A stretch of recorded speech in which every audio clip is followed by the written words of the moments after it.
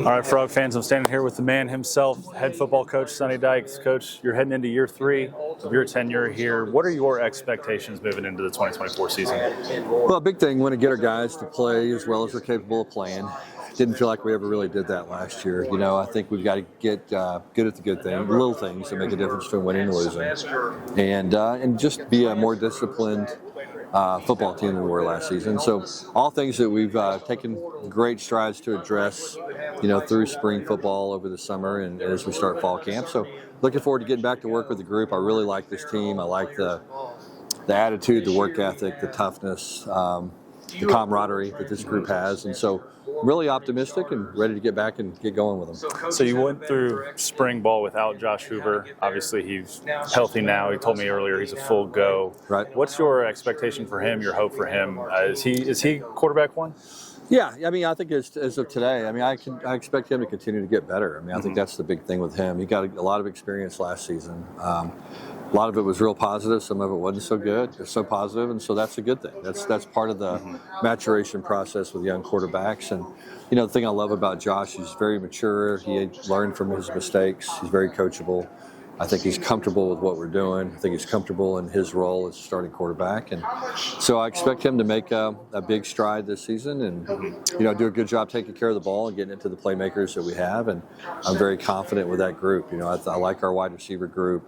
I think we've got a lot of different guys, a lot of different sizes and shapes that can do good things, and you know, and they're going to be really unique. And so I'm excited about that. And, you know, just I think he'll make a big stride this season. You've talked a lot about Andy Avalos and the changes you've made defensively this offseason. Going into year 2 on the offensive side of the ball with Kendall Briles, I know that efficiency, especially in the red zone, was a challenge sometimes last year. What have you guys done to address that this season? Yeah, the big thing, it's all about execution for us. You know, I think that's the thing last year. We never really executed at a very high level and never did a very good job getting everybody on the same page. And so I think this year guys are dialed in on the same page. We know what to do. I think we know that the little things that make the difference between being a good offensive football team and a great offensive football team. You know, if you look at us, we piled up a lot of yards last year, but didn't score a lot of points. We were really bad in the red zone. We were really bad turning the ball over. You know, all the stuff that gets you beat in football games, we were bad at.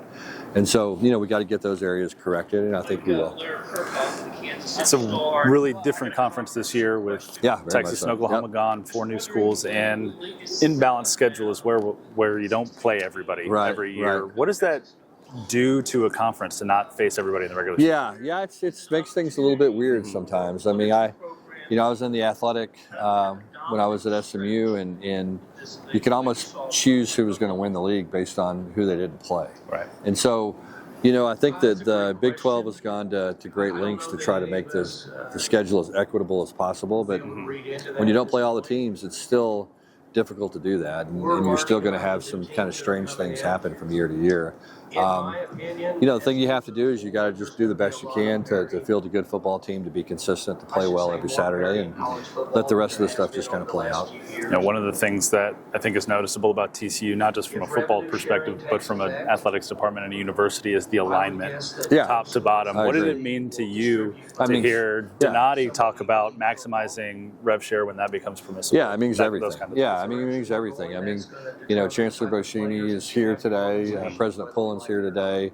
Obviously, Jeremiah's here. And so, I mean, that just shows you the importance of football and athletics to TCU. And I think that's, to me, is one of the great things and unique things about this university. Is there's alignment throughout the entire university, but obviously when it comes to athletics, it's incredibly aligned. And that's great comfort for a head coach when you know that you're going to be provided with the resources that it takes to be successful, and that's the great thing about being at TCU. We're going to have the best of the best, and it's up to us to go make it happen. The last thing for you, you know, I've had a chance to catch up with a bunch of other coaches on campus, and it just feels like there's this connectedness amongst all of the head coaches. Have you had a lot of opportunity to really sit down with them and just talk about kind of the I have. I know there's, I mean, obviously tremendous coaches here. I mean, you look at the success we're having in pretty much every single program, and it's been fun to watch. And a lot of smart guys, a lot of guys that have been around and know how special of a place TCU is.